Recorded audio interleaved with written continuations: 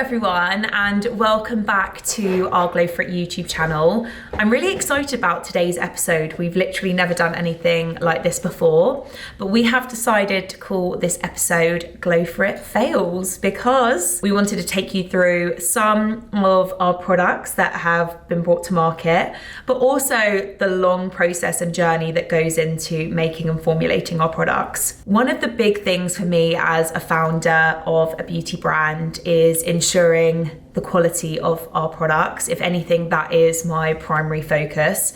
I don't think people are going to trust the brand and the results if we don't have the quality of the products there. So I thought I would take you today on a little bit of a journey through the products we've launched after our lash and brow serums, and maybe how long they took to bring to market, and most importantly, some of the major fails and lessons that I learned along the way. So starting off strong, we have got our hair growth serum. I was actually receiving DMs from people who were using our brow serum on their hairline, brushing it through every single night. Sharon's in the room, so hello. She's helping with this one today. But this is our brow serum applicator. So you can see it is literally super small, and people were literally applying that in their hairline and sending me their growth results. So I knew we needed to work on a product for hair growth. All in all, this product took about 2 years to bring to market, and there's quite a few reasons for that, which I'll go into. But if you know our hair serum, it's obviously designed in this gorgeous little pipette. So it's got super easy and specific application, but also it is a water-based formula. So the key thing with this one is that it dries down, you can apply it daily, and it's non-greasy, non-oily, and it's not gonna cause you breakouts when you apply your serum and then go to sleep on your pillow. That was one of my biggest pain points. I love so many of the hair oils on the market and hair masks, but if I wear it overnight, I found that I would break out all around my chin and cheeks because it would go on my pillow. So now we'll get into why it took so long. Here we have just some of the hair serums that we worked on to bring this product to market. To show you what we started with, we had what is effectively more of a conditioner solution. We then went down more of an oily route. That's why this one's got a little cap on it, but this was a super oily consistency. And again, I just found that people aren't gonna want to apply that product daily if they know it's gonna make their hair greasy. So it took us such a long time to get kind of that perfect consistency of something that is water-based, it's not an emulsion, and it's not too oily, but it will also give those incredible results. And yeah, finally, I would say towards the back end of 2023, we approved our hair serum formula, and this was probably after around 6 months of me actually using the hair serum and seeing results and making sure it was genuinely effective and I could use it daily. Also, our hair serum contains rosemary essential oil and also caffeine to stimulate blood flow to the scalp. We've got aloe vera in there to really cool, condition and kind of calm the scalp. And overall, this is a product that's as much a scalp serum as it is a hair growth serum, because the healthier your scalp is, the more optimum the environment is for healthy hair growth. So that was the key kind of message within this product, but it took literally years to get right. Then it came to the process of getting the bottle right. The packaging on this product was a fail. It just took way too long, but we just could not get it. We couldn't get it right. We opted for what was supposed to be Pantone color match for a new Pantone shade that we wanted to bring into our Glow For It range. Someone tell me why it's so hard to match a Pantone color to a product. It's just ridiculous. So all of these was supposedly the same color Pantone, and obviously they're not.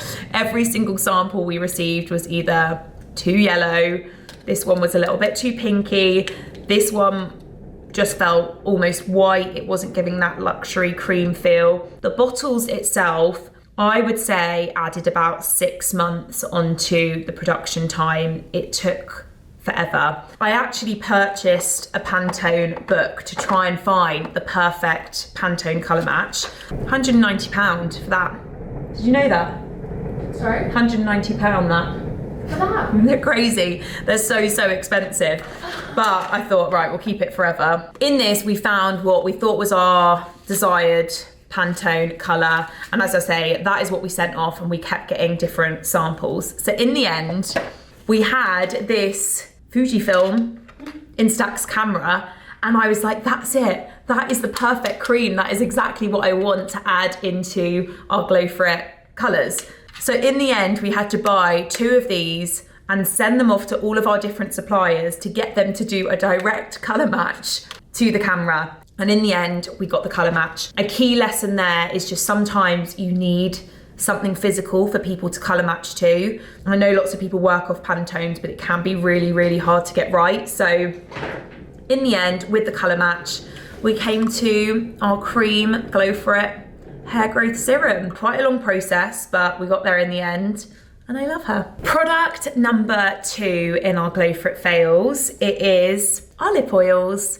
If you didn't know, we launched our peach and watermelon lip oil flavours in January 2025. But again, like our hair serum, we went through a lot of samples. This is one of the first samples of the peach lip oil, which I don't know if you can see. It completely split, and this was the problem we kept having. Anytime we added any pigment, the formula would just split. So how it works for us is we will submit the brief. So for example, we said we wanted 3 lip oils, peach, watermelon, and the original. You set your benchmarks, your blacklist of ingredients, so what you don't want to be included, etc., and some of the key claims you hope to make. So makes the lips feel more nourished, conditioned, plumper, etc. You'll then go into the sampling process. So this can take quite a while to get the samples where you want them. When you're then at the point where you've confirmed your sample, that's where you'll go into your bronze seal. And it's the bronze seal that will go into a stability check. So this is what happened to the first bronze seal that we went into at stability. I think this was probably at about week 4, maybe week 5, the formula split. Now a stability test is 12 weeks. So if you fail at any point within those 12 weeks, it's back to the drawing board. You need to get your formula back to square one, get it right, and then you go back into stability testing. This was essentially the issue we kept having. They were failing at stability. Even though our original had passed right through all of the stability testing because there was no issue with the colour, no issue with the pigment, and it was performing beautifully. We then carried on working on our formulas. Here is another peach, and this is from 12th of Jan 2024. So from this point, it was still a whole nother year until we got this product launched. So still at this point, as you can see, the watermelon and peppermint oil was not right, and the peach was literally splitting and not looking cute. So at that point, we thought we just need to go back to square one because these samples just aren't working and we're not getting the product that we want. So then we had a look at lots of different pack options. We were looking at doing some tubes, but in the end, we decided to go for more of a classic kind of lip oil look and feel. You can see at this point, still when we went into compatibility with some of these, they were failing because the product was splitting. There were so many fails, there were so many, and just when we would think it would be right, for example, this would have come with a super strong watermelon pigment, and then I would think, okay, we've smashed it, and then 5 weeks down the line, we'd check the samples again and they'd all have split, and then we'd have to start all over again from square one. Eventually, we got the formula right and it wasn't splitting anymore, and we moved into stability and then into compatibility. And as I mentioned, we started off with some packs that looked a bit like this, and I just didn't love the bobble on top, and I also just felt like I'd seen it before. Whereas we then did some custom Glow For It bottles, and we got the pink Pantone matched to our Glow For It pink, which was a whole nother journey. I can show you here, but this is one of our Glow For It boxes, and as you can see, the pink is the perfect Pantone match. So again, what we had to do in the end was send off some of our boxes to the suppliers to get the perfect colour match of the pink. It was a real journey, but we finally launched them, and I have to say, anyone who has used our lip oils will know and agree they are just gorgeous. I feel like I must put this on about 20 times a day. It's a bit of an addiction now. And that was the journey, the long and exhausting journey of our lip oils, but I'm so happy with them now. So yeah, that is our lip oils. And last but not least in this episode, we have got our glow sticks. Our glow sticks are manufactured and formulated in Italy, but that wasn't always the case. We initially tried to get our glow sticks made and formulated here in the UK, and the formulas, to be honest, were just not quite hitting. I reached out actually via email to some Italian manufacturers, and I didn't hear back from anyone apart from one supplier, and she said, I'm actually in London for the week. Do you want to meet for coffee? And I was like, amazing. Went for coffee. Charlotte actually came with me, and she bought hundreds of samples of concealers, foundations, bronzers, so many products. And I was just like, wow. And we were feeling all of the different formulas and the quality of the products. And I was like, this is where it's at. This is where cosmetics are at their best. And having spoken to some other people since, definitely Italy is where that colour cosmetics kind of world is happening, and every single formula and sample we were getting through, we were like, we're really on something here. So we proceeded with the Italian manufacturers, but even that still took a long time. So we started working on 4 different shades, but around 9 months into formulating these products, so we were on around sample 5, I believe, and we'd added some flavour, so that is kind of the scent element, and it's got a lovely vanilla-y tone, but it's not too overpowering. It just smells nice and natural. But we were working on that, and we thought we were ready, but we then hosted a product market research day here in our Glow For It HQ, where we invited 20 of our most established and committed community members to come and trial all of the different products we were working on. There was a few comments about it being a little bit too glittery, and a few comments about it not being quite creamy enough, or not as creamy as some of the other products that people were sampling on that day. So we went away and we did some more improvements, and that is where we got to around this point. We got creamier and less glittery, more creamy and glowy, which was exactly what we were going for.